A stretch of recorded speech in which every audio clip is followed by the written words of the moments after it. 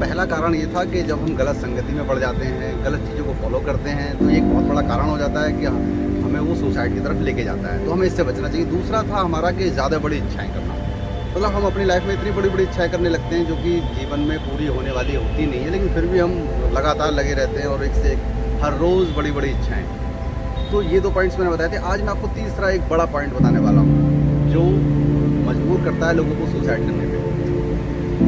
तीसरा जो बड़ा पॉइंट है, तीसरा बड़ा पॉइंट मेरे हिसाब से है कि लोगों को मतलब फँसाया जाना। जैसे एक मछली आपने देखा है, मछली के ऊपर जैसे हम जाते हैं अपना नदी में या कहीं तालाब में मछली पकड़ने तो जाल फेंकते हैं। तो इसी तरह से लोग क्या करते हैं, जाल फेंकते हैं। वो देखते हैं कि कोई सीधा-साधा या जो अच्छा इंसान है, उसको देखते हैं, उसको टारगेट बनाते हैं।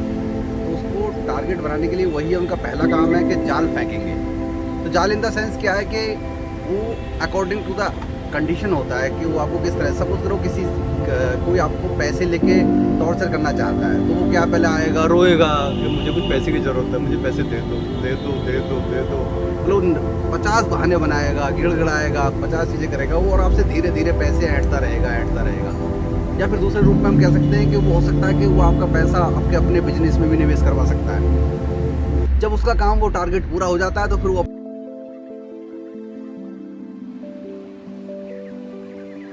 तो जनरली आपने देखा होगा कि आज की डेट में एक बहुत बड़ा गेम चेंजर है कि लोग आपके पास आते हैं चीट करने के लिए, बहुत सीधे बन जाते हैं, बहुत भले बन जाते हैं। आपको लगता है कि यार इससे अच्छा इंसान कोई हो ही नहीं सकता है, तो बहुत अच्छा है, ये है वो है।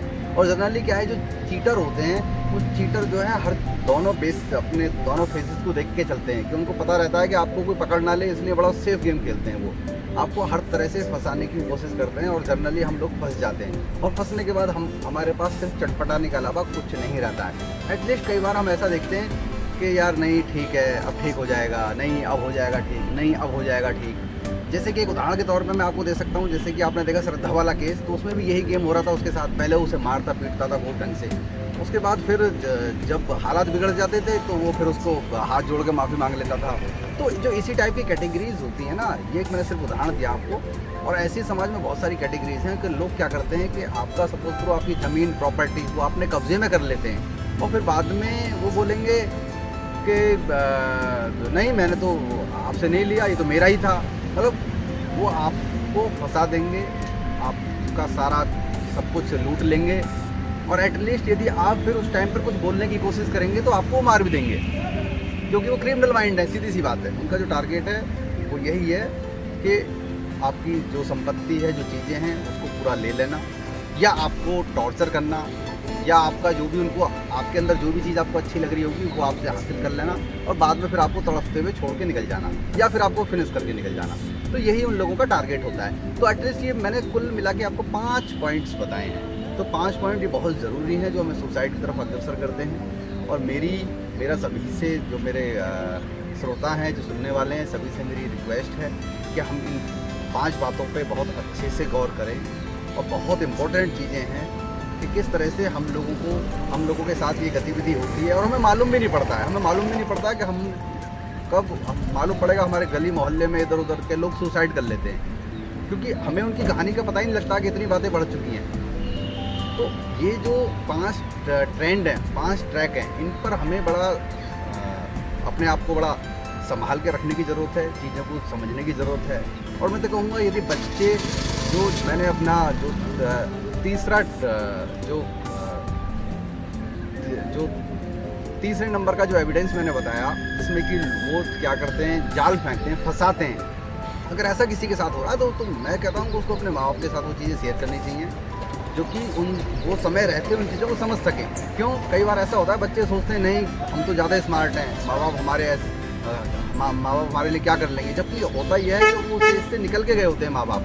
तो माँ बाप हमसे ज़्यादा उस चीज़ को अच्छे से समझ सकते हैं और उसे बाहर निकाल सकते हैं। तो इसलिए बहुत ज़रूरी है कि आप अपने माँ बाप को ये चीज़ें बताओ, जो कि आपको इन प्रॉब्लम से बाहर निकाल सके, और आपके साथ कोई घटना होने से पहले ही वो आपको इन चीज़ों से मुक्ति दिला सकें।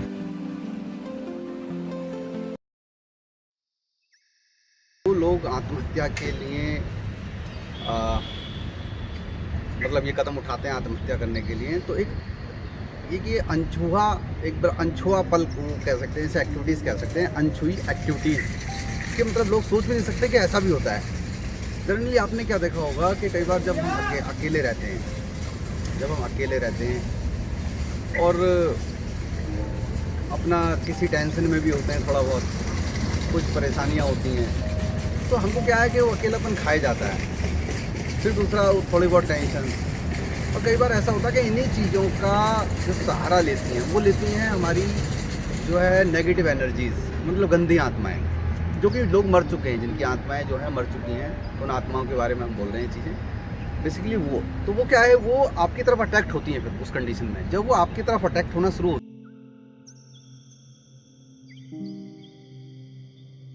हैं, तो सीधी सी बात है, एक तो फैक्ट लॉजिक कि जो मरा हुआ इंसान है वो मरे में को ही खींचेगा। मतलब जो कोई मर चुका है वो अपनी तरफ खींचेगा, अपनी तरफ बुलाएगा आपको, और जो जिंदा होता है जिंदगी की तरफ खींचता है। तो बस यही इस पे लॉजिक काम करता है कि वो बंदा जहाँ रह रहा होता है वो आत्मा वहाँ तक पहुँच जाती है, और उसको फिर अब उसको अपनी तरफ वो खींचने की कोशिश करती हैं आत्माएं।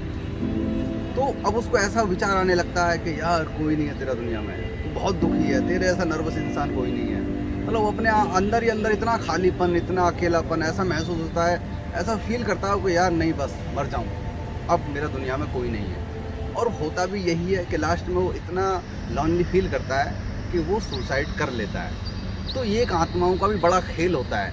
तो हमको क्या है, इन चीज़ों को बड़ा एकदम तुरंत इन चीज़ों पर फोकस करना चाहिए। अगर हमारे साथ ऐसा हो रहा है, कहीं पे आपको बहुत अकेलापन महसूस हो रहा है और आपको ऐसी फीलिंग्स आ रही हैं, तो आप समझ जाओ कि यहाँ पे नेगेटिव एनर्जी है, यहाँ पे बुरी आत्माएं हैं, उनके आप संपर्क में जा रहे हो या वो आपके संपर्क में आ रही हैं, तो वो डेफिनेटली आपको खींच लेंगे एक दिन।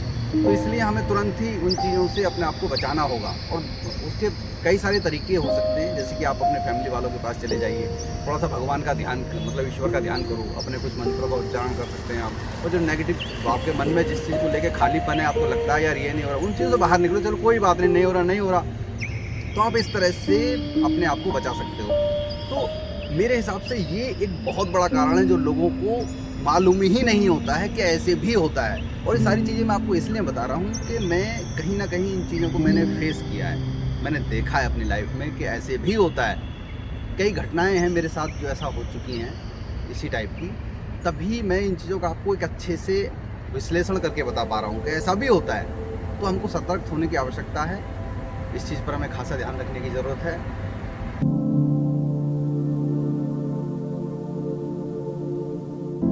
तो दोस्तों, पांचवा जो बड़ा कारण कहा जाता है, पांचवा का बड़ा कारण ये भी कहा जाता है कि देखिए, अगर किसी का समय पूर्ण हो चुका है तो उसको तो परम धाम जाना ही है, किसी ना किसी रूप में हो जाएगा। मतलब जिससे हम कहते हैं कि जो डेथ है, मौत है, वो निश्चित है। तो बहाने लग जाते हैं, कोई हार्ट अटैक से मरा, कोई रोड एक्सीडेंट से मरा, कोई सुसाइड कर लिया। एज पर वो उसके कर्मों के हिसाब से डिपेंड करता है कि उसे किस तरह से परम धाम जाना होता है। तो यही 5 फैक्ट थे। नमस्कार, फिर मिलते हैं आपसे। वंदे मातरम।